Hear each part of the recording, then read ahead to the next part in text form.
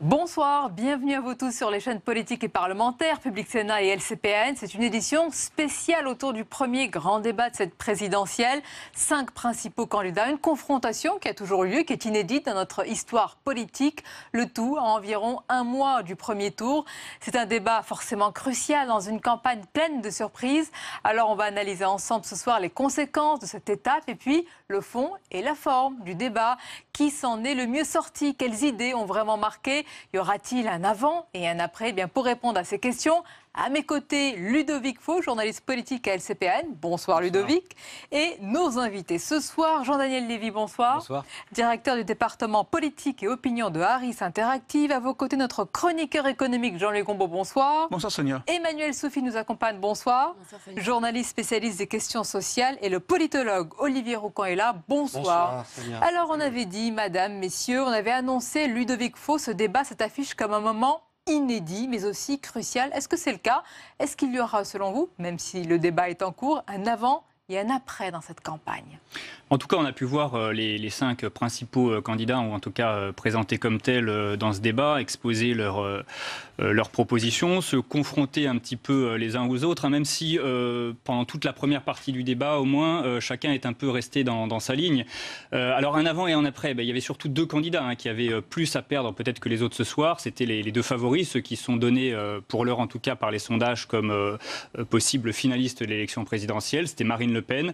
Alors Marine Le Pen, elle a largement pu dérouler ses thèmes et ses propositions avant d'être contrée par les uns et par les autres. Mais pendant toute la première heure, finalement, elle a pu dérouler assez tranquillement, hein, notamment sur la sécurité, sur l'immigration, même plus récemment dans le débat sur l'économie. Et puis l'autre candidat qui avait peut-être le plus à perdre, c'était Emmanuel Macron, dont on attendait hein, finalement de voir comment il allait se comporter dans ce débat, qui était pour lui un exercice inédit, peut-être encore plus que pour Marine Le Pen, qui a une carrière plus ancienne que la sienne en politique. Alors Emmanuel Macron, est-ce qu'il a démontré ce soir une stature présidentielle? C'est ce qu'on attendait. Pas sûr qu'il ait particulièrement brillé, mais ce qui est intéressant, hein, c'est que lui-même, quand il a été la cible des uns et des autres, finalement a bien compris qu'il y avait un jeu pour lui à jouer, c'était de se placer justement au centre du jeu. Il l'a fait avec une certaine gourmandise, hein, notamment quand Marine Le Pen l'a attaqué sur le Burkini ou quand Benoît Hamon l'a attaqué sur le financement de sa campagne électorale. Donc on a bien senti que lui-même chercher à se placer au centre du jeu. Et puis juste un dernier mot peut-être pour finir, François Fillon, hein, il y avait un enjeu aussi important pour lui ce soir, c'était de montrer qu'il restait finalement dans la course. Alors ce qui peut paraître étonnant peut-être, c'est qu'il a été relativement épargné, hein, notamment sur le thème des affaires. Mais parce que les autres candidats ont sans doute compris que c'était un thème à double tranchant et qu'à trop aller sur ce terrain-là, ça risquait finalement de leur retomber dessus. Et puis François Fillon qui a été le premier finalement à aborder ce thème-là en sachant qu'il faudrait qu'il en parle à un moment ou à un autre, en promettant une commission qui, s'il était élu, oui, aurait à faire des propositions en matière de moralisation de la vie publique. Donc voilà, on peut dire que François Fillon s'en tire plutôt bien et que notamment sur la partie économique, il a essayé de montrer, de prouver sa solidité. On va analyser avec nos invités évidemment les enjeux pour chacun des candidats. Encore une question Ludovic Faux, parce que depuis le début de cette campagne, en fait, on dit qu'elle n'a pas vraiment commencé. Est-ce que c'est le cas ce soir? Est-ce que sur le modèle de société, les questions de sécurité, l'immigration, les questions économiques et à venir, le rôle de la France, la place de la France dans l'Europe, ça y est, la campagne a commencé? Oui, alors la campagne a commencé parce que c'est vrai que jusque-là, elle a été largement dominée par le thème des affaires. Là, on est dans le débat concret. C'est vrai que c'est inédit, hein, ce débat. Et que, alors, le risque, c'était que ça se tourne un peu au spectacle télévisuel. Alors, on est resté dans quelque chose de bonne tenue. Il n'y a pas eu de pugilat, même s'il y a eu des escarmouches, voire des passes d'armes. Est-ce que ça va faire bouger les lignes? Ça, très franchement, c'est une autre question. Avant ce débat, il y avait environ un tiers des électeurs qui n'étaient pas certains d'aller voter. 4 sur 10, grosso modo, qui disaient qu'ils pouvaient encore changer d'avis. Ça a peut-être permis de conforter finalement les électeurs qui avaient déjà fait un choix. Pas sûr que ceux qui étaient encore un peu dans l'expectative aient de quoi finalement se décider ce soir. Il restera après celui-là 2 autres débats et un mois de campagne. Oui, vous dites conforter les électeurs qui avaient déjà décidé. Jean-Daniel Lévy, on sait bien, et en particulier pour cette campagne-là, que l'indécision électorale est décrite dans vos différentes enquêtes comme très importante. Est-ce que le débat de ce soir est de nature à faire basculer ces indécis?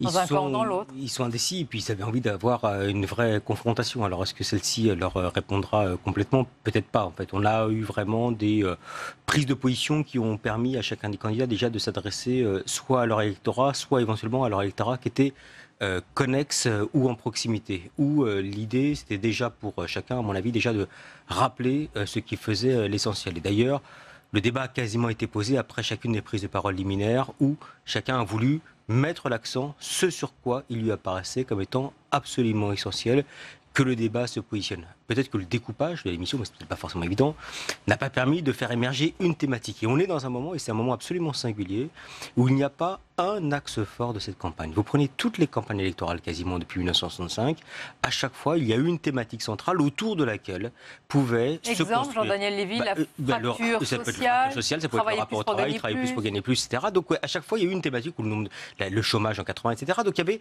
à chaque fois une thématique qui était une thématique centrale. Là, aujourd'hui, quand vous interrogez les Français, ils sont bien en mal de pouvoir nous donner une thématique, ou en tout cas un point qui constituerait le principal enjeu auquel il faudrait répondre pour pouvoir définir la société française de 2022 ou d'après. Et on ne peut pas dire qu'à l'issue de ce débat, il y a eu un point central, une thématique centrale. Donc il y a pu y avoir des saillies, il y a pu y avoir des injonctions, il y a pu y avoir des contradictions, il y a pu y avoir des manières de pouvoir prendre la parole en public de la part des différents candidats, mais pas une capacité d'un candidat à pouvoir prendre le pas sur les autres en disant c'est le sujet principal.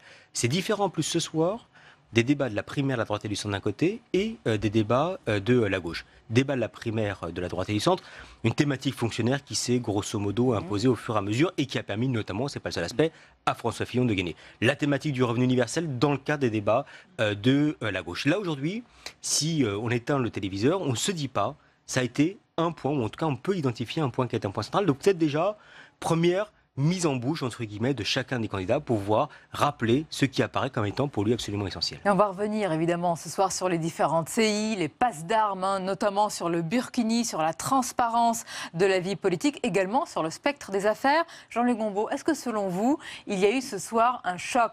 Bon, évidemment qu'il y a un choc des personnalités dans cette arène politique et catholique, mais est-ce qu'il y a eu un choc des programmes, des projets, projet contre projet?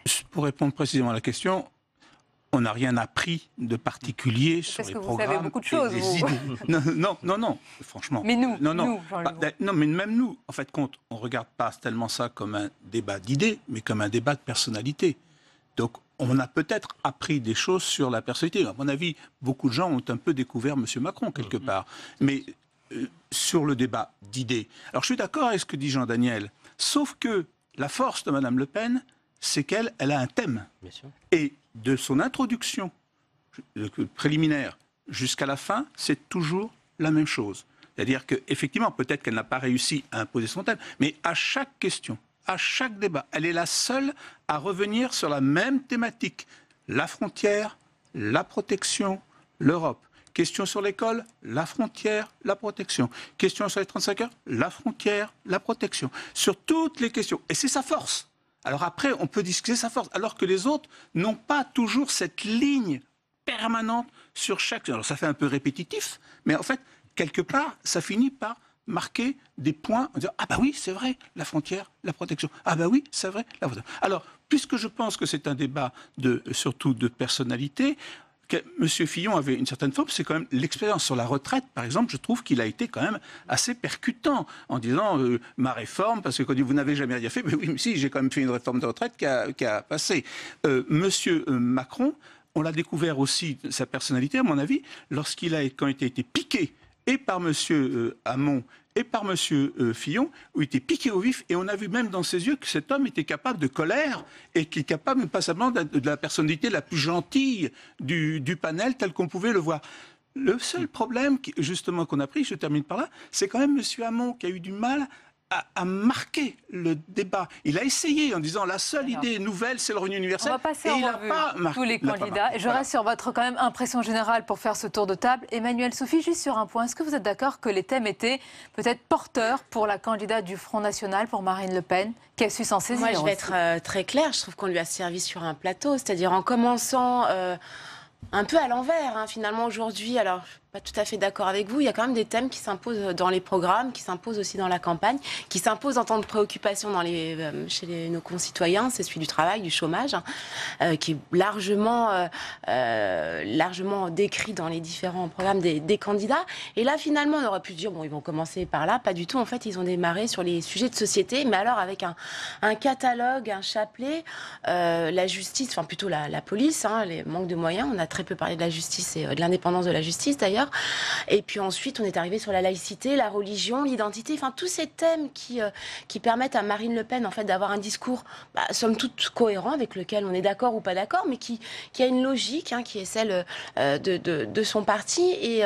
Et oui, du coup, les autres étaient complètement un peu à la remorque de tout ça, pas forcément très à l'aise. Moi, j'ai été très surprise du silence, hein, de Benoît Hamon sur certains propos de Marine Le Pen. On pouvait s'attendre à ce que le candidat socialiste tape un peu du poing sur la table. Ben non, pas du tout. Le principal opposant de Marine Le Pen, c'était Jean-Luc Mélenchon, alors que sur certaines idées protectionnisme, etc., Made in France, ils se rejoignent, hein, au niveau économique et social.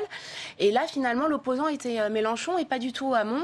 Macron, beaucoup de mal à s'imposer, une certaine timidité, il est resté dans la nuance. Même s'il y a eu des sorties remarquées. Hein, oui, voilà, mais il a fallu l'affaire du Burkini pour qu'il s'agace un petit peu. On va parler, c'est très intéressant, les enjeux candidat par candidat. Juste pour le tour de table, Olivier Rocan, je rappelle quand même que ce débat est inédit dans notre histoire politique, dans la Ve République, qu'il y ait une confrontation ainsi à un mois du premier tour entre les 5 principaux candidats, avec une campagne pleine d'incertitudes et de surprises, c'est quand même inédit.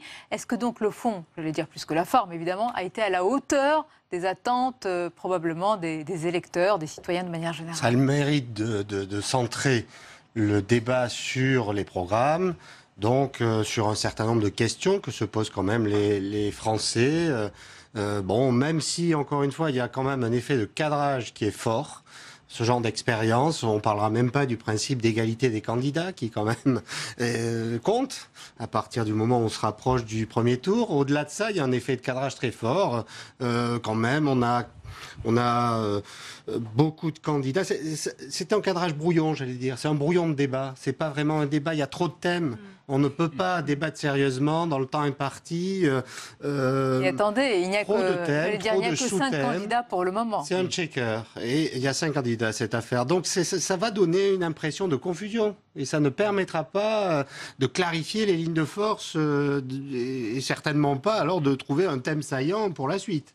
Et la deuxième chose, c'est l'effet d'amorçage. C'est-à-dire que ce que vous avez dit éclate. C'est-à-dire qu'on a passé le prime time et sa suite sur des enjeux qui ouvertement favorisent la candidate du Front National. Donc ensuite, on va pouvoir en faire des tonnes et des commentaires pour dire qu'elle est cohérente en effet parce que, ce qui correspond d'ailleurs à son taux de sûreté de vote déjà, elle a rassemblé déjà ses électeurs, il y a une cohérence. Et le reste du jeu est fragmenté, les thèmes étant fragmentés. Alors on va commenter à leur vie la fragmentation Hamon, Macron, Fillon... Bon. Voilà, donc il y a un effet de ce type de débat télévisé dont on sait qu'il compte de plus en plus sur la suite. C'est certainement pas, dans tous les cas, un effet de clarification des lignes.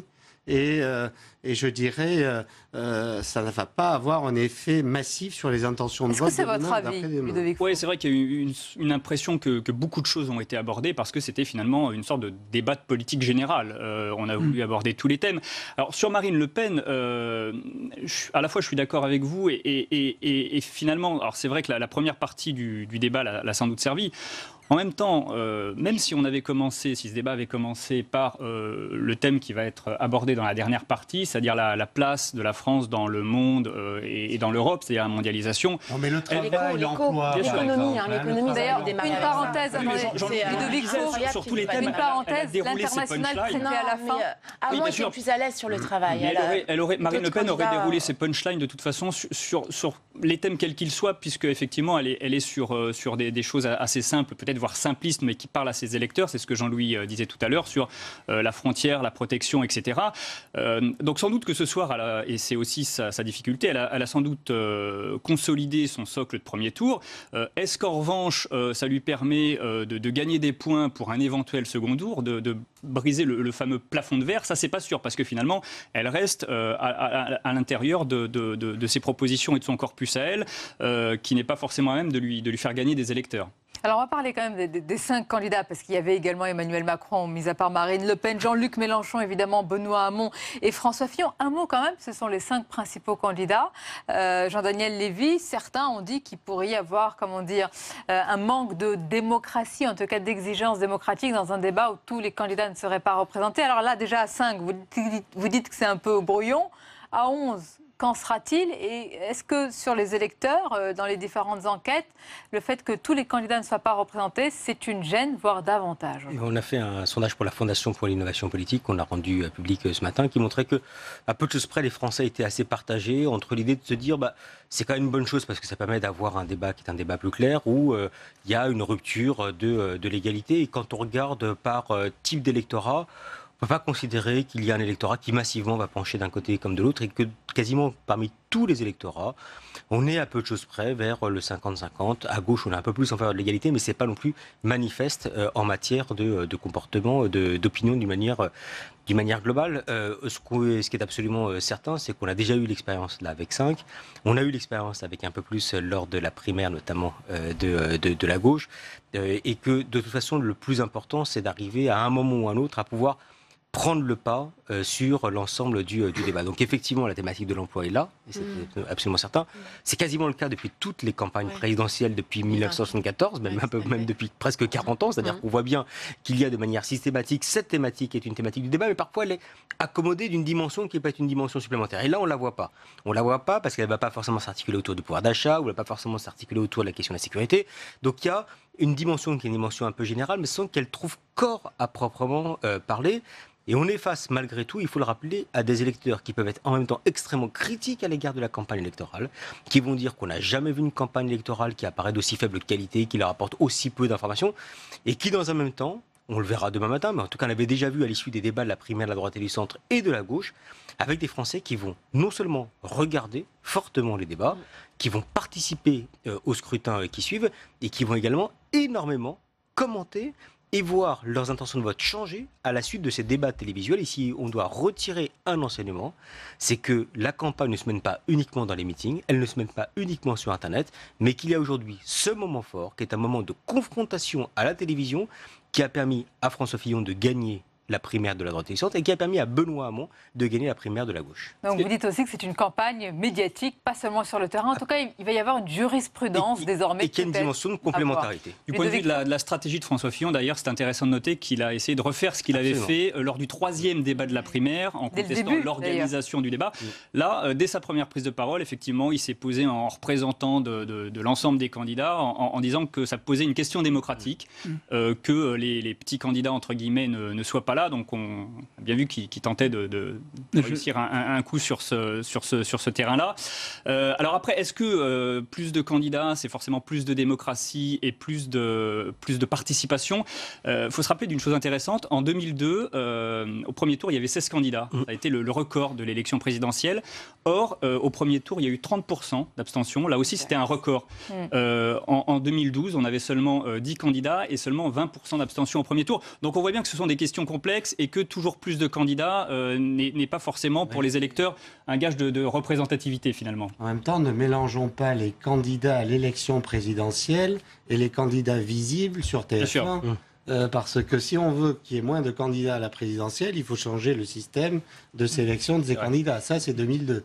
Là, cette fois-ci, c'est faut-il 5 ou 11 candidats en plateau? Moi, je pense que c'est le nombre de thèmes qui est exagéré et qui donne un effet de confusion, même s'il y aura un effet sur les intentions de vote, mais il y a tellement de changeurs que ces effets peuvent s'annuler les uns les autres aussi. Il y a la forme, le nombre de thèmes, et puis le fond. Il y a eu une passe d'armes, il y en a eu plusieurs. Une passe d'armes que nous avons retenue entre Emmanuel Macron et Marine Le Pen, notamment sur la question du burkini. On regarde.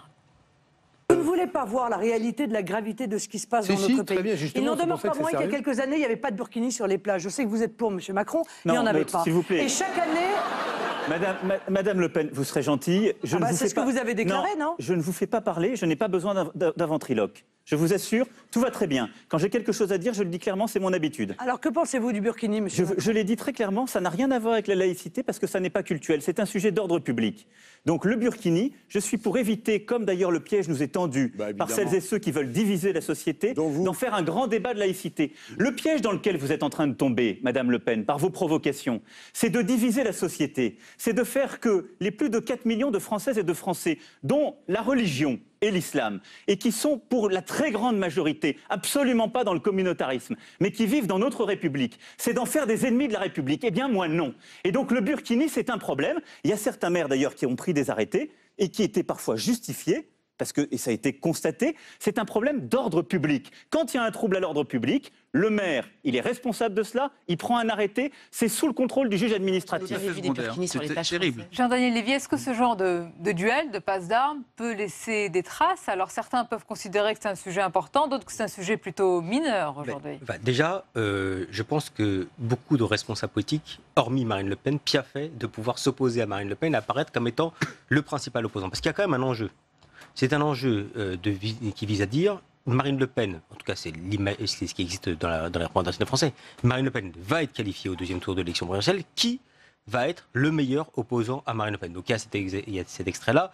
Il y en a d'autres où on a pu voir que François Fillon, Jean-Luc Mélenchon ou Benoît Hamon ont cherché également à avoir ce moment de confrontation pour donner à voir à l'électorat d'un point de vue global qu'ils étaient potentiellement le meilleur opposant à Marine Le Pen. Et là où c'est intéressant, c'est que ça n'est pas forcément sur une des premières thématiques des Français, celle dont on parlait tout à l'heure, à savoir le chômage ou l'emploi qui a cette confrontation, mais beaucoup plus sur une question de valeur autour de qu'est-ce que notre identité et qu'est-ce qu'être français aujourd'hui pour pouvoir avoir cet enjeu qui est un enjeu de confrontation, notamment autour de la question du burkini qui, avant cet été, était une question qui était complètement absente du débat public et qui même depuis n'est pas forcément revenue à part ce soir. On sait bien, Jean-Luc Combault, que l'un des enjeux de ce débat, c'était la stature. Qui a la stature pour être président, pour incarner et gouverner la France? Est-ce que vraiment, sur ce genre de sujet dont on vient de voir un extrait, se joue la stature également? Ce que dit Jean-Daniel, je suis d'accord. C'est-à-dire quand même, il essaie à travers ce qui est... C'est pas lui qui a mis le débat là-dessus. Mais d'un débat, à mon sens, de faux débat, de se construire la stature. Et effectivement, on oublie le débat et on voit la colère du personnage, même parfois la rage, etc. Et ça revient à la discussion que vous aviez tout à l'heure en disant que, en fait, pourquoi cette colère n'existe pas sur la question de l'euro? Parce que c'est quand même le fond du problème. C'est pas le burkini, je veux dire, c'est l'euro. Pourquoi l'euro n'hystérise pas les débats dans les Gombourg? Mais vous voulez sortir de l'euro. Comme aussi, et le burkini, que vous en pensez? C'est sur le même plié, c'est sur le même plan. C'est extraordinaire. Alors, je ne sais pas comment c'est construit, ces trucs-là, je n'y participe pas. Mais je veux dire, quelle est la question centrale dont nous allons parler un quart d'heure? Ça vous frappe, cela? Le manque de hiérarchie, on va dire. De hiérarchie, de priorité par rapport aux préoccupations des gens. Mais vous avez complètement raison, Jean-Louis. Je pense que l'euro, les gens, faudrait réussir à déconstruire. Certains magazines ont pu le faire, mais déconstruire ce discours autour du changement de monnaie, qui est un pur fantasme et une hérésie économique. Mais on pourrait dire pareil, pourquoi le coût du travail ne déclenche pas aussi un grand débat, un vaste débat? Avec une décolère même. Des colères saines, comme certaines ont pu dire.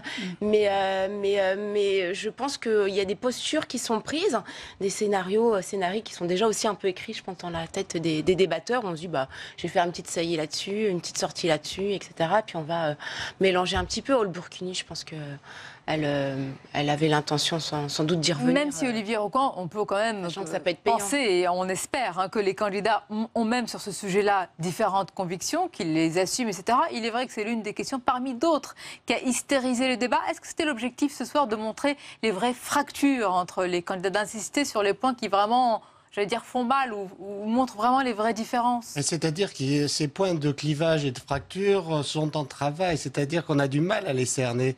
Et d'où d'ailleurs cette fragmentation et on a vu Jean-Luc Mélenchon s'opposer assez fermement, frontalement, avec un discours très clair de Jean-Luc Mélenchon dans ce débat. Il était là, et il s'est opposé assez fermement à Marine Le Pen.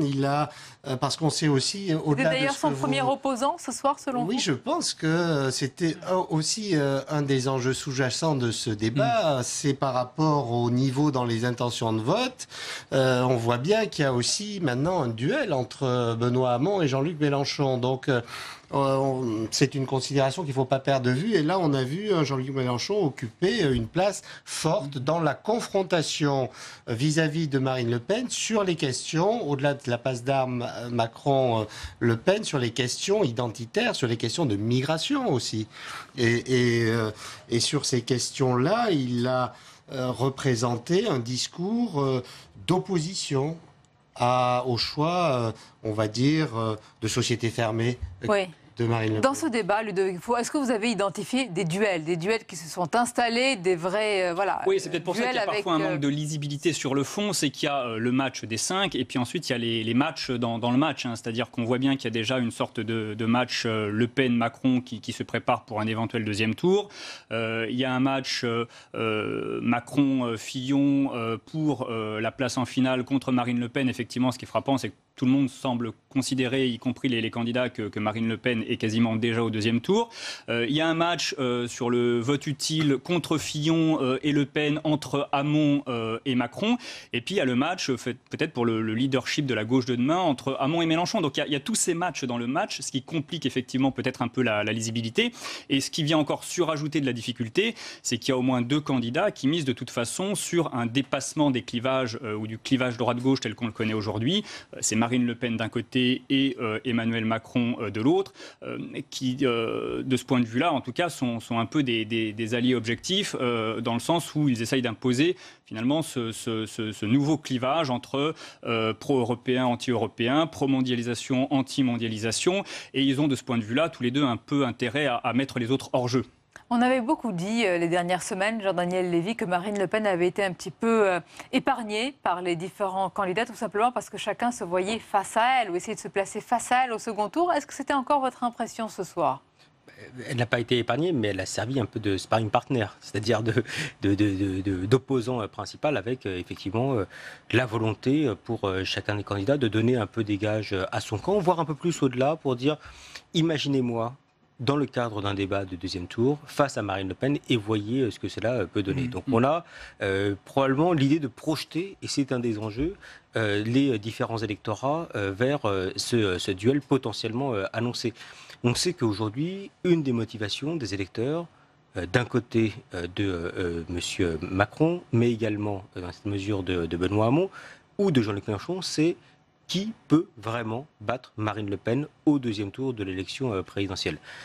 Pour un certain nombre de raisons, notamment parce qu'il est plutôt bien placé dans l'intention de vote, Emmanuel Macron en bénéficie. On voit bien qu'il y a une partie de l'électorat de gauche qui n'est pas forcément entièrement d'accord avec le programme qui est porté par Emmanuel Macron, mais cet électorat de gauche veut absolument éviter une confrontation entre François Fillon et Marine Le Pen, donc vont se servir d'Emmanuel Macron. Donc dans ce contexte-là, les enjeux pour les autres, c'est d'arriver à dire peut-être que si vous croyez un peu en moi, et peut-être que si je progresse dans l'intention de vote, je pourrais également être confronté à Marine LePen et regarder ce que je pourrais valoir dans le cas d'une C'était l'un des enjeux du débat ce soir qui se déroule encore en ce moment même. On vous l'a dit, il y a eu beaucoup de passes d'armes, de duels. L'un d'eux concerne Benoît Hamon, Emmanuel Macron, sur la transparence de la campagne du candidat d'En Marche. On regarde, on écoute. Alors, on va d'abord écouter celui sur les institutions entre François Fillon et Jean-Luc Mélenchon. Moi, je propose qu'une assemblée constituante soit élue et qu'elle comporte des délégués et des personnes tirées au sort. Et ces gens établiraient la nouvelle règle du jeu. En même temps, moi, je leur proposerais de créer le référendum révocatoire pour révoquer un élu à tout moment dans son mandat, à commencer bien sûr par le président de la République. Vous posez une question sur la Ve République et M. Mélenchon veut l'abolir. D'abord, la Ve République, elle a quand même quelques avantages. Elle a une forme de stabilité qui a permis à François Hollande de continuer à gouverner pendant 5 ans, ce qu'il n'aurait jamais pu faire dans un régime comme celui que M. Mélenchon imagine. C'est d'ailleurs sans doute pour ça qu'il l'imagine. Mais je pense que la stabilité n'est pas inutile dans un monde aussi difficile et aussi dangereux que le nôtre. On a dit qu'il y avait des thèmes, que c'était un petit peu, peut-être un peu fouillis, Jean-Luc Gambon, mais est-ce qu'il y a des marqueurs? Est-ce qu'il y a vraiment des éléments forts? On peut penser que la 6e République, pour Jean-Luc Mélenchon, c'est un petit peu sa pierre philosophale, c'est vraiment son axe, son marqueur fort. Oui, et d'ailleurs dans son meeting de samedi, il y est revenu souvent. Le problème d'un thème marqueur, c'est d'avoir un thème marqueur, mais qui marque. Oui, c'est ça le problème. C'est le même objectif. Et je ne sais pas si le revenu universel est un thème de débat ou si c'est un thème marqueur, et si cette 6e République est un thème tellement marqueur. J'ai du mal à apprécier la manière dont les gens reçoivent ce débat sur la 6e République. D'ailleurs, c'est cet angle-là qu'a choisi François Fillon pour dire, écoutez, on a autre chose à faire, on a le chômage, la reprise économique, on a tout ceci, tout cela. Est-ce qu'on peut, il n'a pas dit perdre du temps, sur...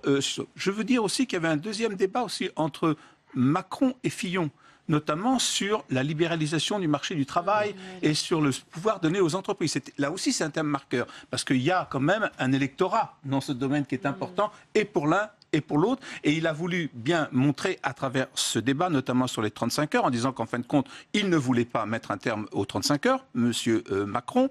Et évidemment, il y a eu un débat là-dessus, parce qu'on en fait une pierre angulaire de la transformation sociale de ce pays et de la dynamique économique qu'il y a derrière. Et montrer que monsieur Macron est toujours en train de balancer, il ne sait pas très bien où on va, il ne veut pas remettre en cause des choses fondamentales. La même chose qu'il avait fait vis-à-vis de M. Juppé lors du dernier débat, en disant en fin de compte vous ne voulez rien remettre en cause, et donc sur ce thème, mais malheureusement c'était trop court, justement ça revient au débat que nous avions tout à l'heure, c'est-à-dire que c'est un thème alors là aussi absolument central sur la libéralisation du marché du travail, qui a occupé peu de temps et qui justement différenciait Monsieur Fillon et Monsieur Macron. Mais vous décrivez peut-être une attitude politique, j'allais dire, d'Emmanuel Macron. Est-ce qu'une stratégie politique, est-ce que c'est le cas vraiment? Est-ce qu'il n'est pas sorti de l'ambiguïté encore? Il est contre rien, il n'est pas pour grand-chose non plus. C'est-à-dire qu'il reste dans la nuance, donc finalement un peu au centre. Donc il est pour une certaine forme de libéralisation du marché du travail, donc avec un code du travail qui serait assoupli, et en même temps avec quand même un État qui est bien présent. Donc c'est sûr que voilà, cette ligne-là de fracture est un peu compliquée sans doute pour les téléspectateurs à maîtriser et à comprendre, mais il va un petit peu du côté de Fillon sur l'assouplissement des 35 heures, et en même temps il reste sur une durée légale à 35 heures. Oui, c'est ligne de fracture ou ligne de crête, parce qu'en fait, effectivement, on l'a entendu parfois dire, souvent même dire je suis d'accord avec François Fillon sur tel ou tel thème, parfois je suis d'accord avec mais il est d'accord avec tout le monde. On l'a même entendu dire une fois, je suis d'accord, c'était sur l'éducation, je crois, avec Jean-Luc Mélenchon. Et alors c'est ce que lui a reproché François Fillon finalement. Il a dit voilà, avec Emmanuel Macron, c'est un petit coup à gauche, un petit coup à droite, comme si finalement Emmanuel Macron préparait déjà un petit peu lui le deuxième tour en fait, en essayant de rassembler déjà une majorité. Le problème, si vous voulez, c'est qu'il semble que dans l'électorat, il y a de plus en plus de personnes qui sont en attente d'une redéfinition du clivage. Et donc les clivages à l'ancienne et les marqueurs à l'ancienne ne marchent plus. C'est bien pour ça qu'Emmanuel Macron est autre chose que ce que certains ont dit au départ, une bulle spéculative. Et c'est bien parce qu'il y a des questions qui se posent. Et donc, quand Emmanuel Macron fixe un équilibre, trouve des lignes de crête, elles sont inhabituelles, mais on ne peut pas dire que ce n'est rien et que c'est juste, on mélange un peu tout, du Fillon, parce que peut-être qu'en fait se dessinent d'autres marqueurs pour l'avenir d'un clivage droite-gauche. C'est peut-être ce qui est en travail aujourd'hui avec Emmanuel Macron, et ce qui avait déjà commencé à se faire précédemment en 2007 avec le succès Bayrou, et même on peut remonter à plus loin. On pense à l'après, mais nous sommes encore ici ce soir à analyser ce débat qui est encore en cours, je le précise. Nous sommes dans le temps, nous, de l'analyse sur les chaînes politiques et parlementaires. Je vous remercie pour cette première analyse, ces premières réactions. Restez avec nous parce que notre édition spéciale, évidemment, se poursuit sur les chaînes politiques et parlementaires, toujours en direct, et nous allons écouter alors une autre passe d'armes, un autre duel, cette fois-ci sur le thème de la sécurité entre Benoît Hamon et Marine Le Pen. La situation d'explosion de l'insécurité, Monsieur Macron, d'explosion de l'insécurité, de la violence, des cambriolages, dans l'intégralité du territoire, y compris dans les villages les plus reculés, est quelque chose de dramatique, et on paye la conséquence d'années et d'années de laxisme dans ce domaine. En matière de mineurs, eh bien, ça n'est qu'une, en réalité, des facettes de l'explosion de cette insécurité. Et moi, je l'assume, je suis pour la suppression des aides sociales aux parents de mineurs récidivistes Je me disais que vous soyez une droguée aux pages faits divers, c'est une chose, mais vous êtes candidate à la présidence de la République. Et je trouve que ça n'est pas très sérieux ce que vous... Ça oblige à ouvrir les yeux, monsieur Hamon. Ça n'est pas sérieux parce qu'aujourd'hui, nous sommes confrontés à une réalité de la violence et de l'insécurité qui mérite de regarder ce qui marche et ce qui ne marche pas. Ce qui ne marche pas aujourd'hui, c'est de voir que quand on met en détention un certain nombre de personnes, notamment de jeunes qui ont commis des crimes ou des délits, parfois, pour les courtes peines en tout cas, la détention les rend plus dangereux à la sortie de la prison qu'ils ne l'étaient avant. Et nous sommes toujours en direct pour analyser ce grand débat de la présidentielle. Une confrontation, je vous le rappelle, inédite dans notre histoire politique puisqu'elle a réuni les 5 principaux candidats et elle réunit encore les 5 principaux candidats à environ un mois du premier tour. C'est forcément un moment important, crucial dans cette campagne. On va continuer à en parler bien sûr, notamment sur la forme avec nos invités. Jean-Daniel qui est toujours avec nous, Lévy, directeur du département politique et opinion de Harris Interactive. Véronique Reilsout, bonsoir. Bonsoir. Spécialiste des réseaux sociaux, directrice générale de Dentsu Consulting. À vos côtés, Mathias Léridon, bonsoir. Bonsoir. On est ravis de vous accueillir. Président du cabinet Tilder. Philippe Moreau-Chevrolet, bonsoir. Communicant, président de MCBG Conseil. Et bien sûr, pour l'analyse, en continu de cette édition spéciale, Ludovic Faux, journaliste politique de LCPAN. Alors, madame, messieurs, la crainte que l'on avait, Mathias Léridon, avec ce genre de débat, c'était un débat peut-être un peu trop formaté avec le chronomètre qui diligente tout. Là, on a eu droit à des duels, à des vraies confrontations. Ce n'est pas le cas. D'abord, c'est la première fois qu'on a un débat de ce type-là dans l'histoire politique, avec les 5 sur les 11 candidats. La réalité, c'est qu'en fait, il y a eu deux périodes dans ce débat. D'abord, on a eu pendant 1 heure à peu près un tunnel, c'est-à-dire un peu le débat des primaires, chaque candidat présentant son programme. Et puis, il y a eu la question de la laïcité. Et la laïcité, là, tout le monde s'est libéré. Donc, on a eu un vrai débat entre les différents candidats. La réalité, c'est qu'en fait, les candidats se sont révélés dans ce débat parce que chacun d'entre eux, au départ, était un peu dans un débat qu'on avait déjà vu et dans lequel, d'ailleurs, Emmanuel Macron était plutôt pas mauvais. Et puis, lorsque le débat entre les candidats s'est fait, les meilleurs débatteurs, ceux qui ont l'habitude, ont pris le poids dans le débat. Les tribuns. Les tribuns, les François Fillon, évidemment. Les Jean-Luc Mélenchon, oui. évidemment, et puis Marine Le Pen. Marine Le Pen, qui est aussi une grande gagnante, parce que dans ce débat, elle a été considérée comme une vraie candidate normale à l'élection présidentielle. Elle n'a pas attiré, j'allais dire, l'ensemble de l'agressivité des autres candidats. Donc elle a, elle aussi, gagné une certaine considération pendant ce débat. C'est votre avis, Ludovic Faux, parce qu'il y avait beaucoup de pièges, d'écueils à éviter ce soir. Oui, alors pour Marine Le Pen, de toute façon, il y avait déjà à être là une forme finalement de progrès dans sa stature de présidentiable. Il faut se rappeler qu'en 2002, Jacques Chirac, au 2e tour de l'élection présidentielle, avait refusé débat d'entre-deux tours. de débattre avec Jean-Marie Le Pen. Voilà, aujourd'hui, Marine Le Pen fait partie de ce débat de ce qu'on appelle les grands candidats, et sa présence est une évidence. De ce simple fait-là, finalement, la candidate du Front National marque des points incontestablement. Et ensuite, voilà, elle, de toute façon, on l'a déjà dit tout à l'heure, mais elle sait qu'elle a un socle très solide, qu'elle doit le consolider encore pour le premier tour, ce qui lui assure quasi automatiquement la qualification. L'écueil, puisque c'est ce sur quoi vous m'interrogiez, c'est plutôt le 2e tour pour Marine Le Pen. Et encore une fois, il n'est pas sûr que ce soir, elle ait véritablement pu élargir son socle électoral, qu'elle ait encore consolidé les électeurs qui étaient décidés à voter pour elle, sans doute. Est-ce qu'elle a élargi son socle électoral ce soir? C'est pas si sûr. En tous les cas, Philippe Moreau-Chevrolet, sur le papier, ce rendez-vous politique et cathodique, il avait quand même toutes les qualités. Est-ce qu'il a rempli toutes les attentes ce soir? Oui, c'était pas mal en fait. Bon, c'était ennuyeux parce que les candidats étaient eux-mêmes pas tout à fait dans le match. Mais en dehors de ça, le format était plutôt bien. Il y avait du temps pour s'exprimer, pas trop. Et ils pouvaient cliver entre eux s'ils le souhaitaient. Ça fonctionnait, c'était assez fluide. Moi, je trouve ça très intéressant sur la forme. Perfectible parce qu'il y avait trop de lumière. Du coup, les candidats ressemblaient à des lapins pris dans les phares. Plein de détails comme ça à régler. Ce qui est très étonnant, c'est d'avoir diffuser des plans de coupe. C'est-à-dire que quand quelqu'un parle, on voit la réaction de ses adversaires. Donc pour Macron, à la fin, c'était terrible parce que quand il parlait, on voyait ses adversaires qui étaient en gros morts de rire, chacun de leur côté. Et évidemment, c'est mis en scène. Sévère, ils en surjouent. Ouais. Non, mais ils surjouent. Eux-mêmes, c'est leur rôle. Oui. Ils savent qu'ils sont filmés, qu'ils ont ce champ-là, donc ils vont l'exploiter forcément, puisque ça discrédite l'adversaire. Ça ne veut pas dire qu'ils sont sincères dans leurs émotions. Ça veut dire qu'ils peuvent en jouer.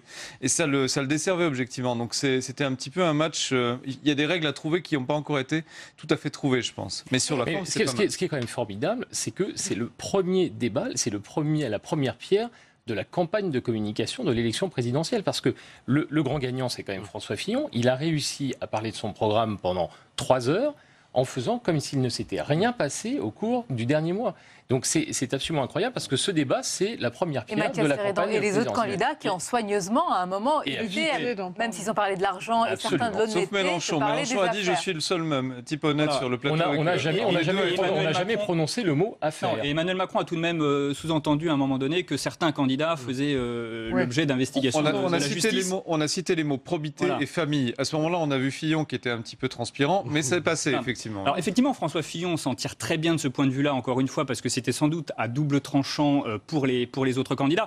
Il y a aussi une chose, c'est que l'entourage finalement des candidats concurrents de François Fillon l'explique assez bien, c'est qu'ils estiment finalement que sur François Fillon et sa personnalité, sa probité, les Français ont eu un mois au fil des révélations successives pour se faire un avis, bon ou mauvais, peu importe, mais voilà, les autres candidats estimaient que finalement les Français n'avaient plus grand-chose à apprendre là-dessus, que c'était donc pas la peine forcément d'aller sur ce terrain-là au risque de vouloir peut-être que certains donner avaient l'impression de détourner le débat, absolument. Voilà. Alors la question reste néanmoins assez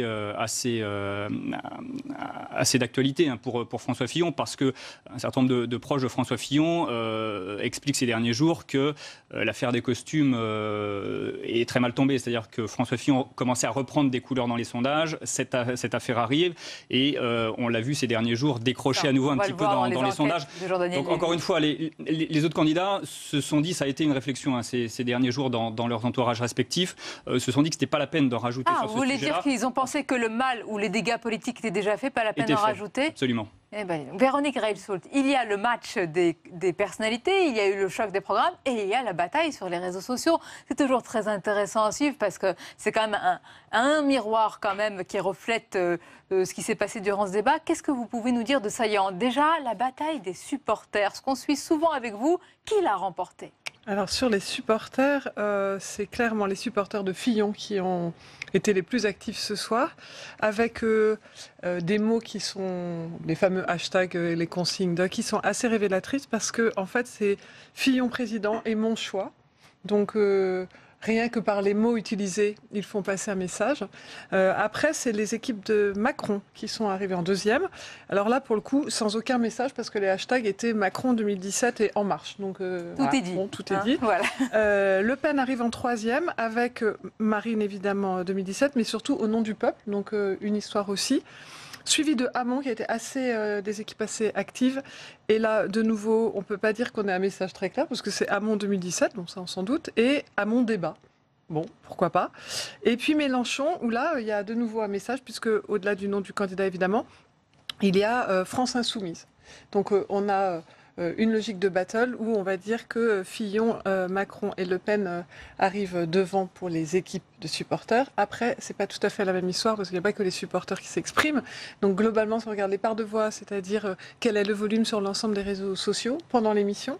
Donc à la fin de l'émission, quand on compte l'ensemble des volumes, eh bien c'est Mélenchon qui est de loin le grand gagnant, qui a près de 30% de parts de voix par rapport à l'ensemble des messages. Pour vous donner une idée quand même des volumes, on parle, même si c'était long, même si c'est très long, même si certains internautes ont dû quitter le débat peut-être au fur et à mesure, mais on a quand même... Ils nous ont rejoints, ils sont là. Voilà, ils sont les bienvenus. Il y a 780 000 messages quand même sur Twitter, donc ça vous donne quand même une idée du volume. Une idée d'ailleurs par rapport aux primaires, Véronique Reilsoult. C'est plus long, enfin c'est plus, mais c'était plus long. Oui. Donc c'est difficile de comparer exactement de la même façon. Et puis c'est toujours complexe de comparer ces volumes parce que c'est la première fois, comme vous le disiez, qu'il y a un débat de ce type. C'est le premier débat d'une présidentielle, donc c'est un peu... Et évidemment, les supporters supportent ou en tous les cas soutiennent leur candidat. Après, je vous dis juste les volumes parce que c'était intéressant, qui était Mélenchon 30%, donc on peut se dire que c'est a priori celui dont on a le plus parlé. Mais les deux qui ressortent derrière presque ex aequo à 22, 5, 23, enfin bon, voilà, c'est Le Pen et Fillon, très proches. On a beaucoup parlé d'eux au-delà de leurs équipes soutien. Macron arrive vraiment loin étonnamment, parce qu'on aurait pu se dire que les gens allaient beaucoup en parler, parce qu'il y avait une forte attente. Et il arrive qu'à 14,5, ce qui n'est pas beaucoup au regard des autres. Ça vous surprend ? Ce qui est normal au regard de très surprenant parce que normal au regard de sa prestation. Emmanuel Macron, c'est quand même le candidat qui caractérisait jusqu'à ce débat la jeunesse, la nouveauté, des techniques de communication qui sont celles qui avaient été utilisées par Barack Obama aux États-Unis, c'est-à-dire l'Internet, les Twitter, les comptes. Donc c'est très étonnant. Et en même temps, on a découvert un Emmanuel Macron qui, dans le débat, est beaucoup plus, a une communication beaucoup plus difficile. La première partie, lorsqu'il était dans un tunnel où il prenait la parole tout seul face à la caméra, on avait l'Emmanuel Macron que l'on connaissait. On a vu un Emmanuel Macron beaucoup plus en difficulté lorsqu'il se trouvait face à des vrais débatteurs, avec d'ailleurs une capacité de temps en temps un peu surprenante à attirer le débat lui-même, en se sentant agressé alors qu'il n'y avait pas forcément d'agression particulière contre lui, mais pour attirer le débat sur lui. Et la réalité, en tout cas c'est ce que vous dites, c'est que à l'arrivée, les techniques de communication d'Emmanuel Macron, qui devaient être les nouvelles techniques de communication dans la campagne, eh bien, il est derrière François Fillon. Les techniques d'Emmanuel Macron, il faut vraiment le préciser, ce sont des techniques qui sont des techniques de Sarkozy en 2007. Sur le terrain, oui, il y a du Barack Obama parce qu'il fait du porte-à-porte et il va mobiliser les gens. Et c'est très efficace. Il mobilisait probablement plus de gens sur le terrain que n'importe quelle autre campagne. Il partait de plus loin aussi, il faut le dire. Mais pour le reste, quand il passe à la télévision, on a vraiment du très mauvais training. Ça ressemble vraiment à du Sarkozy 2007. Il n'est pas à l'aise.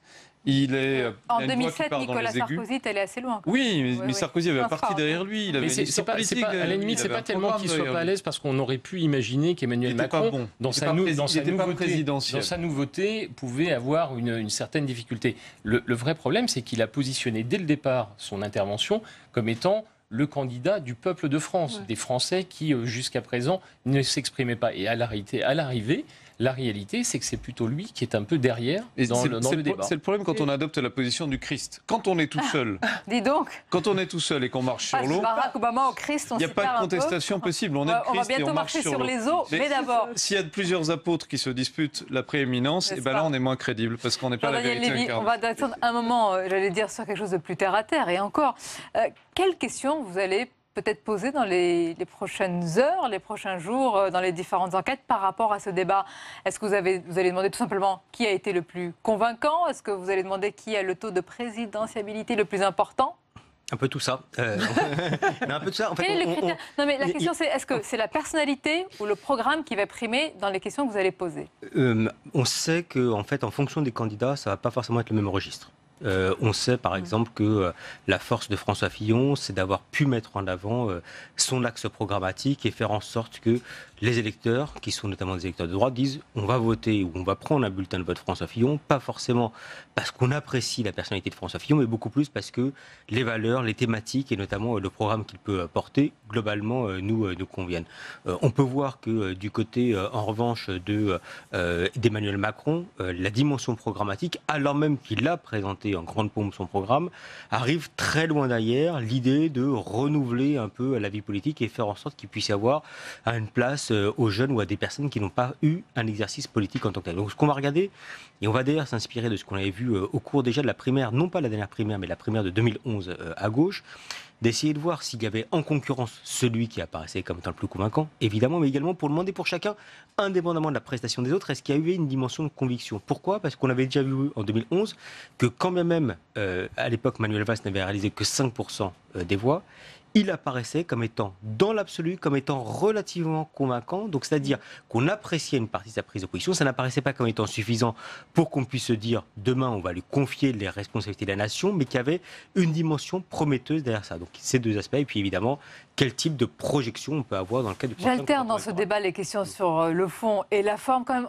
une question sur la forme, et puis vous allez poursuivre votre analyse politique, Ludovic Faux, Mathias Léridon et Philippe Moreau-Chevrolet, près de 3h30. 3h30 de débat, on va presque arriver au bout avec 5 candidats. Qu'est-ce que ça vous inspire? Évidemment qu'il fallait profiter de ce moment-là pour donner la parole et susciter le débat à l'idéal, mais 3h30, c'est un débat, j'allais dire, conséquent. Si on fait un débat à 11, il va falloir commencer à 5h de l'après-midi, parce que sinon il n'y aura personne devant l'écran. Il y a deux débats à 11 de prévu, c'est vrai. Il y en a deux. La première conclusion qu'on pourrait avoir. Non, plus sérieusement, c'est qu'en fait, le débat, il n'a commencé qu'1h15 après le début. Oui. Et donc c'est ça. Et en fait, ça n'était pas un débat. Au départ, c'était des auditions. des auditions des différents candidats. Donc le débat, il a commencé au bout d'1 heure et quart. Donc en fait, on a eu 2 heures de débat. La réalité, c'est que ça va être très difficile de réorganiser un nouveau débat avant le premier tour, parce qu'en fait, finalement, tout s'est dit ce soir. Chaque candidat a pu développer son programme, ce qui est peut-être d'ailleurs le grand actif de ce débat ou de ces auditions, c'est que tous les candidats ont pu pour la première fois exposer de façon très claire leur programme, avec certaines difficultés, avec certains qui ont gagné en crédibilité, mais la réalité c'est qu'on a eu vraiment une communication sur les programmes. J'allais dire presque enfin, on a eu une communication politique sur les programmes, parce que les dernières semaines, les programmes étaient quand même les parents pauvres de la communication des différents candidats. Et enfin, la campagne démarre, c'est ce qu'on a dit. Donc enfin, la campagne démarre. Ça va être difficile de faire un deuxième débat qui, alors qu'en plus on a balayé à peu près tous les sujets qui concernaient les candidats, ça va être difficile de faire un deuxième débat qui apporte quelque chose de plus sur le plan de l'information. Par contre, sur le plan de l'émotion, c'est-à-dire sur le plan du positionnement des candidats, là certainement, le deuxième débat peut apporter quelque chose, parce que c'est vrai que ce qu'on pensait avant ce débat, c'est un débat finalement entre François Fillon et Emmanuel Macron, et bien ça n'a pas été le cas. Juste. Oui, ce qui est intéressant sur les programmes, c'est qu'à la fois tout a été dit et finalement on n'a pas appris grand-chose, mais les Français de toute façon ont appris à être prudents vis-à-vis des propositions, des promesses, et ce qui est frappant, c'est que notamment en matière de propositions économiques, Jean-Daniel me pardonnera de citer un autre institut que le sien, mais Opinionway a fait un sondage montrant qu'aucun des candidats ne réussit à convaincre au moins la moitié des personnes interrogées qu'il mettra vraiment en œuvre son programme économique. Donc on voit bien qu'il y a une certaine distanciation des Français, même s'ils sont en attente de fonds et de propositions. Et ce qu'on recherche peut-être plus finalement que des propositions qu'on connaît déjà dans ce type de débat, justement, et ça complète ce que vous disiez à l'instant, c'est une incarnation. Et ce soir, alors il y a effectivement peut-être un avantage de stature pour François Fillon, un avantage de combativité pour Emmanuel Macron, qui est allé plusieurs fois à la confrontation, même si ça a pu paraître parfois un petit peu scolaire, un avantage de conviction en tout cas vis-à-vis de son électorat pour Marine Le Pen, mais pas sûr que ce soir les Français aient trouvé leur prochain président de la République en termes d'incarnation et de personnalité. Et l'organisation même d'ailleurs du plateau était assez confusant de ce côté-là, parce que comme on avait une espèce de tranche de cake avec du public derrière, donc chacun avait son public, avec engagé, un public engagé et un public, mais qui faisait que finalement les candidats, il n'y avait pas de décalage entre les uns et les autres. Chacun avait son propre espace physique sur le plateau. Les candidats étaient assez éloignés les uns des autres, et l'organisation en rond a finalement fait en sorte que tout le monde était sur le même plan dès le départ. Dans le débat. On fait un point sur les réseaux sociaux. Véronique, qu'est-ce qu'on a de nouveau ? C'était à peu près... Enfin, les internautes sont d'accord avec vous, Monsieur Le Riedon, parce que globalement, ce qui est ressorti, c'était qu'il y avait un sujet de stature et un sujet de stature qui était compliqué, comme vous le dites, pour se situer. Mais je voulais juste vous faire remarquer qu'à la fin, en fait, donc Jean-Luc Mélenchon est de loin celui qui est le plus commenté, le plus salué, le meilleur tribun, etc. Marine Le Pen fait beaucoup de volume, c'est plutôt négatif, mais à la fin, il s'est passé une petite séquence qui est que quand M. Macron s'exprime, Marine Le Pen le regarde un peu comme une mère de famille qui va donner une leçon à son jeune garçon, et ça a été très très commenté à la fin. Alors, est-ce que c'est parce que les internautes étaient très fatigués au bout de ces 3h30 et que c'est possible, ils avaient envie de s'accrocher à quelque chose de souriant? Mais toujours est-il que ce message qui est passé là, il n'est pas non plus anodin. Sourire qu'a beaucoup utilisé Marine Le Pen pendant tout le débat. Bon, on a vu effectivement que comme les candidats étaient mis à égalité et que Marine Le Pen sortait de son ghetto, comme vous l'avez dit tout à l'heure, en fait, elle pouvait interagir avec les autres candidats, parfois de manière bienveillante, c'est-à-dire en riant avec Mélenchon à ses blagues, ce qui était assez nouveau quand même, et parfois de manière un petit peu, c'est de manière en étant d'accord sur le fond, en étant d'accord avec certaines propositions, et on a constaté en fait que Marine Le Pen n'était pas aussi radicale sur la forme et sur le fond, et de ce point de vue-là, elle a gagné pour moi ce débat très nettement. Macron l'a perdu dans le sens où il n'est pas apparu présidentiable. Alors c'est une tarte à la crème, la présidentialité, mais il n'avait pas la hauteur de vue, le calme, la voix, rien n'était présent pour canaliser ça pour l'instant, mais il y a d'autres débats qui vont venir. Et par ailleurs, il faut rappeler que Barack Obama a perdu ces débats, il a quand même été élu en 2012, donc il faut relativiser tout ça. Mais il n'y avait pas cette qualité, en tout cas. Voilà. Et Clinton les avait gagnés. Alors, il y a eu la forme et également les sujets de fond. À l'instant, d'ailleurs, le débat qui aura donc duré près de 3h30 se termine. On va écouter un échange important, c'est sur un sujet quand même majeur, l'euro, la sortie de l'euro pour Marine Le Pen. On l'écoute, c'est un échange avec un autre candidat. C'est François Fillon. Le vrai serial killer du pouvoir d'achat des Français, c'est Madame Le Pen, avec la sortie de l'euro et le rétablissement du franc. avec une inflation galopante, toutes les mesures que vous venez de proposer n'auront plus aucune efficacité en termes d'augmentation du pouvoir d'achat. Donc vous êtes en train d'entraîner le pays vers un véritable chaos économique et social.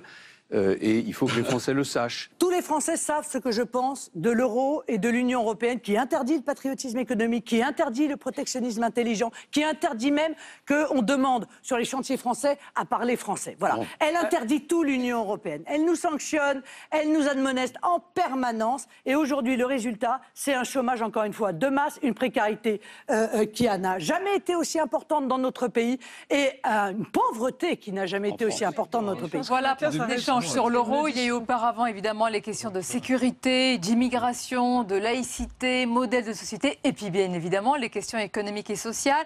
Je reviens à ma première question parce que finalement c'est le fil conducteur, Jean-Daniel Lévy. Est-ce qu'on peut dire qu'à partir de demain, on sait qu'il y a beaucoup d'indécis dans cette campagne, cela quand même peut apporter de l'eau au moulin de certains électeurs qui peuvent se dire voilà, ce soir nous avions différentes facettes d'un projet pour la France, est-ce que cela peut déterminer mon choix? Ça va en tout cas y participer. Et c'est le premier moment, effectivement, où il y a eu le temps qui a été donné à chacun des candidats de pouvoir dire ce qu'il pensait, ce qui lui apparaissait comme étant le plus important. Et c'est vrai que nous, on est frappés depuis quasiment la fin juillet. On pose en permanence des questions aux Français sur qu'est-ce qui vous a marqué dans le cadre de la campagne électorale. Et depuis 2 mois, on nous parle de manière systématique des affaires et des affaires. Et que les autres sujets n'apparaissent comme étant absolument pas audibles. Donc on va enfin avoir, à l'issue de ce débat, des premières prises de position qui sont claires. Et c'est vrai qu'on n'a pas parlé des affaires, même si elles apparaissaient comme étant à moins de 35 jours donc, du premier tour, on peut dire, même si cette phrase... Que la campagne a commencé, c'est ça. On peut le dire, absolument. Mathias Lérédan, oui, que la campagne a commencé, c'est-à-dire qu'il peut y avoir enfin cette cristallisation, en tous les cas, des votes, et même cette cristallisation de l'attention de l'opinion autour de la campagne. Oui, puis ce qui est très intéressant dans cet échange sur l'euro, c'est que les règles de réalisation du débat ne sont pas les règles totalement lourdes et très fixes qu'on en avait, auxquelles on était habitué pour le débat traditionnel entre le premier et le deuxième tour. Donc en fait, on a un débat qui a été un débat spectacle dans lequel ceux qui avaient le plus de présence physique étaient avantagés par rapport aux autres, pas simplement dans ce qu'ils disaient, mais dans la manière dont ils réagissaient et dont cette réaction était portée à l'écran. Et c'est ça qui fait que ce débat peut changer un certain nombre de choses, parce que ce n'était pas un débat uniquement d'information, c'était un débat de présence et de positionnement. Ludovic Faux, rappelez-nous, mais c'était le cas pendant les primaires, il y a eu vraiment des surgissements de candidats. C'était le cas de François Fillon, c'était le cas de Benoît Hamon. Est-ce qu'il y a eu un surgissement ce soir ? Non, il n'y a sans doute pas eu de surgissement parce que finalement les débats des primaires étaient différents. Hein. C'était des débats au sein même d'un parti ou d'une famille politique. Et effectivement, les candidats qui ont créé la surprise lors des primaires, François Fillon à droite et Benoît Hamon à gauche, pouvaient difficilement créer à nouveau la surprise puisqu'ils avaient déjà gagné finalement ces primaires d'une certaine façon sur un effet de surprise. François Fillon aussi à droite avait largement profiter finalement du rejet à la fois de Nicolas Sarkozy et puis du fait qu'Alain Juppé n'avait finalement pas vraiment convaincu, en tout cas au sein de la droite. De la même façon, Benoît Hamon a profité d'une certaine façon de la volonté d'une partie de l'électorat de gauche de balayer le quinquennat en éliminant Manuel Valls. Donc non, surgissement ce soir, pas vraiment. François Fillon a montré qu'il restait dans la course, en tout cas d'un point de vue sur le fond et d'un point de vue médiatique, alors qu'il a été très, très abîmé par les affaires. Est-ce que maintenant les électeurs passeront l'éponge sur les révélations de ces dernières semaines ? Il y a la présomption d'innocence en matière de justice, hein, mais son image a malgré tout été abîmée par tout ça. Donc est-ce que les électeurs décideront de passer outre pour choisir la solidité sur le fond et la stature? On verra. Emmanuel Macron a montré une forme de combativité. Marine Le Pen a montré qu'elle était bien là sur les thèmes sur lesquels on l'attendait. Celui peut-être qui a paru le plus effacé ce soir, c'est Benoît Hamon. Il nous reste 1 minute. Si vous deviez, avec un mot, résumer cette soirée politique, ce moment quand même inédit, Philippe Moreau-Chevrolet. On est sorti de l'anxiété et on va vers quelque chose qui a l'air, je ne dis pas rassurant, mais au moins il y a des candidats qui ressemblent à quelque chose, qui se parlent, qui sont capables de plaisanter entre eux et on a l'impression de retrouver un débat républicain et ça c'est important. Voilà. Jean-Daniel Lévy. Enfin. Enfin, oui. Voilà. Ça peut être un bon titre d'un quotidien demain. Enfin. On verra. Mais... Véronique Reilsoult. J'aurais dit aussi, peut-être pas enfin, mais normalisation. Et voilà, nous y sommes. Mathias Sérédon. Ils sont partis. Ils sont tous là. Et ben voilà. Presque tous. Presque tous. Il en manquait un ou deux quand même. Évidemment, nous serons là aussi tout au long de cette campagne pour vous faire vivre ces différents débats. L'analyse après débat, il y a encore de grands moments à venir à moins de 35 jours de ce premier tour de la présidentielle. Merci à vous, merci d'avoir été nos invités. Merci particulier à Ludovic Faux, journaliste politique à LCP-AN. On arrive à la fin de cette édition. Merci de l'avoir suivi et à très bientôt sur les deux chaînes politiques et parlementaires, bien sûr.